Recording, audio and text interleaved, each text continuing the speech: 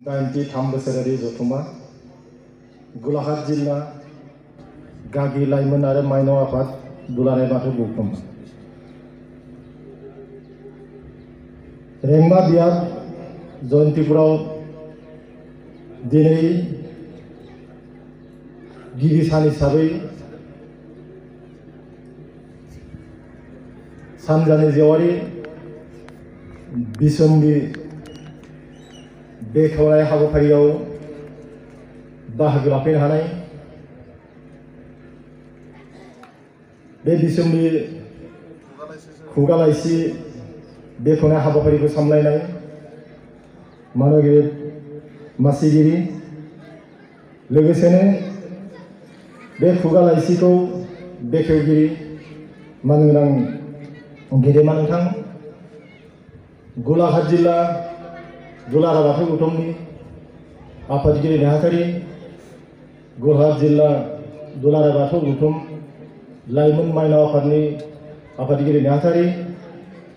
बायदि बिबानाव थानाय बिबानगिरि नोंथांमोन लोगोसेनो बे मेलाव बाहागो लाफैनो हानाय मोनबा बियाबनि आफादगिरि नेहाथारि आरो लोगोसे बायदि बिबानाव थानाय बिबानगिरि नोंथांमोन बे जौस्राङाव जिरायफैनो हानाय बायदि आफादनि बिबानगिरि नोंथांमोन सिबिजाथाव गेदेमा नोंथांमोन लोगोसेनो बे जौस्राङाव जिरायफैनो हानाय सिबिजाथाव मोनबा बियाबनि सिबियारि रायजो राजा आइ आफा बिदा फंबाय नोंथांमोन गिबियावनो बयनिसिमबो बे बेलासि समाव अननाय आरो सिबिनायखौ जासिग्रोबाय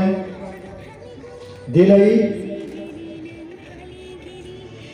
दुलाराय बाथौ गलाघाट जिल्ला दुलाराय बाथौ गौथुमनि जा साननैनि हाबाफारि 83 बोसोरनि जथुमाखौ जागायजेननायनिफ्राय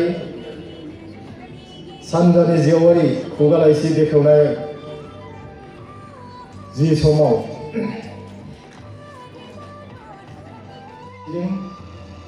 दा जोङो बयबो मोनथिगौ मोनसे गेरेमसा हारि जानो थाङोबा दिनै जोङो बर' माहारि जानानै गावनि हारिखौ सिनायथि होनोबा जोंनो बिजाब नांगौ जानानै फैयो धोरोम बिजाबानो जाथों गावनि हारिनि जारिमिन बिजाबानो जाथों दा बेबायदि गलाघाट जिल्ला दुलाराय बाथौ गौथुमा 3 बोसोरनि जिथुनि सेसनाव प्रत्येक 3 बोसोरनि गेजेरजों खुगा लाइसि हरनाय जायो बे खुगा लाइसिनि मुङानो जादों सानजानि जेवारि दिनै बेखौ बे मेलनि गेजेरजों बेखेवनानै होगोन बेखेवगिरि मानगोनां गेदेमा बिथाङा दंबाय थायो हयथ' जायखौ बेयाव नामखौ मेनसन खालामनाय जादोंमोन हयथ' दिनै बिथाङा जोंनि गेजेराव नुजाफैनो हायाखै गावनि मोनसे एंगारनो हायै खामानि जाहोनाव प्रग्रामाव सोनाय जादोंमोन दा बिथाङा दिनै नुजाफैनो हायाखै बिनि जायगायाव जोङो सासे हरखाबैबाबो सासे गेदेमाखौ सायख'नानै होनाय जादों बेनो जादों जोंनि बेखेवगिरि हिसाबै मुस्रि बिनन्द बड'सा आफादगिरि धनस्रि जिल्ला बर' थुनलाइ आफाद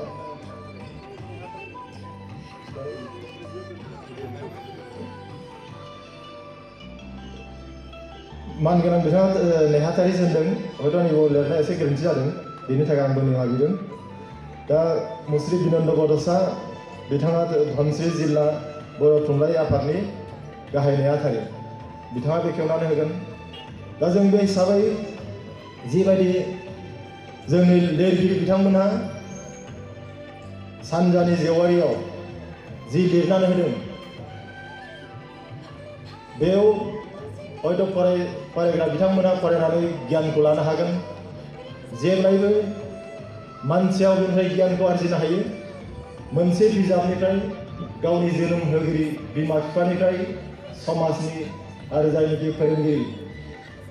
फोरोंगुरुफोरनि बे गियानजों आरो लोगोसे बिजाबनि गियानजों निश्चय गावनि जिउनि थांनानै थानाय थार लामाखौ नागिरनानै मोनो। थिग बेदिनो लिरनायाव होसोमनानै गावनि खामानि दामानिखौ दोनथ'नानैबाबो सम होदों लिरदों हयथ' मोनसे गावनि गोथौ मेलेमजों सानदांनानै लिरनानै होदों बेखौ फरायनाय निश्चय बयबो गियान लानो हागोन। जोङो जेब्लायबो गावनि धोरोमनि बेलायाव गियान लानोबा हयथ' जोंनो धोरोम बिजाब नांगोन। दा बेफोरबायदिनो बिजाबफोर बर'नो दा बिजाबफोरखौ जों बयबो फरायनांगोन जायनिखि बे बिजाबफोरनि गेजेरजोंनो गावनि हारि जौगानाय गाननाय जोमनाय बेफोरखौ गासैबो फरायनायनि गेजेरजोंनो मोननो हायो। दा जोङो बेखौनो बुंनांगोन गावनि हारिनि गोदोनिफ्राय जों बर' माहारि होननानै सिनायथि जाबोनायनिफ्राय हयथ' किसुमान जोङो जारिमिनखौ दोनलांनो हायाखै। थेवबाबो जेसेबांखिनि हायो जि समनिफ्राय बिजाबफोरखौ बरनबोनो हादों हयथ' निश्चय जाय बिथांमोना लिरगिरि दङ बिथांमोना लिरनानै बिजाब महरै बरननानै रायजोनि गेजेराव राननानै होनो हादों। दा बे लेखायै हयथ' जाय बिथांमोना फरायदों निश्चय गियानखौ लानो हादों आरो अरायसम लानो हागोन। दानि जेनेरेसन दानि मुगानि लाइमोनफोर जा फरायसाफोर दङ बिथांमोना अरायसम फरायनायनि गेजेरजों मोजां गियान लानो हागोन। जेसेबांखिनि बिजाबखौ फरायगोन एसेखिनि गियानखौ आरजिनो हागोन। आरो जायनिखि गियाना कुनु दिन जोबनो हाया आरो जायनिखि मानसिनि गेजेराव मोनसे बयनिबो गिदिर सम्पद होननानै बुंनांगोन गियान माने गियानखौ रावबो खावनो हाया। मानसिया जोनोम जानायनिफ्राय रुंनायसिम जेसेबांखिनि धन सम्पति आरजिदों हयथ' बेयाव धन सम्पतिया मालाबा जोबनोबो हागौ हयथ' सोरजोंबा खावजानोबो हागौ सेजानोबो हागौ। नाथाय मानसिनि गियानखौ रावबो सेनो हाया।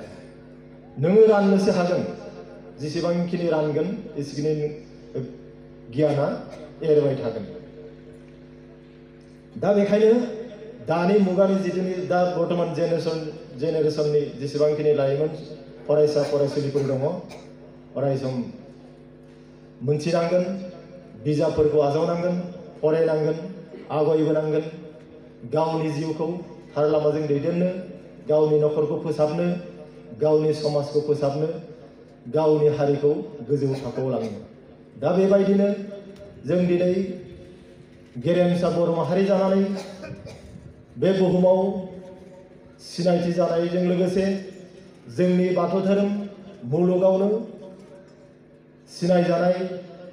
धोरोमनि बिथोराव सेथि थाखोआव थानाय मासि मोननाय जोंनि बाथौ धोरोमानो आजि फंनैसो बिबुंथि बेखिनिखौ बुंनानै आं बिबुंथिखौ फोजोबबाय। बयनिसिम खुलुमबाय। जोङो बर' माहारि जानानै गावखौ गेजेराव बयजोंबो सिनायजानाय बाथौ धोरोम आरो लोगोसे जिथुनिखि जोंनि नैबे बिजाब सानजानि जेवारि खुगा लाइसि बेयाव जेखौ नागिरगोन हयथ' बेखौ निश्चय मोनगोन। आरो जायनिखि जोंनि जेसेबांखिनि गलाघाट जिल्लायाव दङ दा बिथांमोननि जेसेबांखिनि गावनि सानदांनानै मोननाय जिहेतु बे बिबाना जे खुगा लाइसि बेखेवनाय बिबाना आंनि नङामोन। आंखौ हरखाब बिथांमोना खावलायदों जे नोंथाङा माने दिनैनि जि खुगा लाइसि बेखेवनाय सानजारि जेवारि बे हाबाफारिखौ मावफुंना होदो होननानै आं थोंजोङैनो बुंदोंमोन जे बे गिलिर बिबानखौ आंनो होनो नाङा। गोबां सुबुं दङ धोरोमारि सिबिनाय बिथांमोनखौ होदो होननानै। आरो जिहेतु बे बिबाना दंमोन जोंनि बर' कछारी गाव हायुङारि खुंथायनि लेङाइ मावफुं सोद्रोमा मानव गेदेर रमिय' पि नार्जारि बिथांखौ बे गिलिर बिबानखौ होदों। नाथाय मिथिनो मोननाय बायदिब्ला बिथांनि माखासे एंगारनो हायै जाहोननि थाखाय बिथाङा दिनै नैबे हाबाफारियाव नुजाफैनो हायाखै। बेनिखायनो आरो आं बुंदोंमोन जोंनि जायगानिनो सासे जिहेतु बर' काछारी वेलफेयार अट'नमास काउन्सिलनिनो सासे मावफुं सोद्रोमा दङ गेदेमा प्रदीप सरगयारी, बिथांखौनो बे दायित्वखौ होदो होननानै, नाथाय बिथांमोना बेखौबो कन्टेक्ट खालामबाय थादोंमोन। बेबायदि बिथाङाबो माने हयथ' नुजाफैयैयाव बेबायदि आंखौ बिथांमोना नारसिनबाय थादों आरो आङो सानबाय थादोंमोन सासे लिरगिरि दङ जोंनि धनस्रीनिफ्राय होनबाबो गाज्रि नङा बुंनांगोन, महेश्वर बसुमतारी बिथाङा सासे जोंनि बर' हारिनि सासे लिरगिरि बिथाङा, किन्तु बिथांखौ नै दिनैनि हाबाफारियाव मासिगिरि होनायनि थाखाय बिथांखौबो माने एसे दोनथ'नाय जादों। बेबायदि बायदि माबायाव हयथ' माने मा जादों आंहा मोनसे खाफाल गोनां होननानै बुंनांसिगोन, माने एफा गिदिर बिबानखौ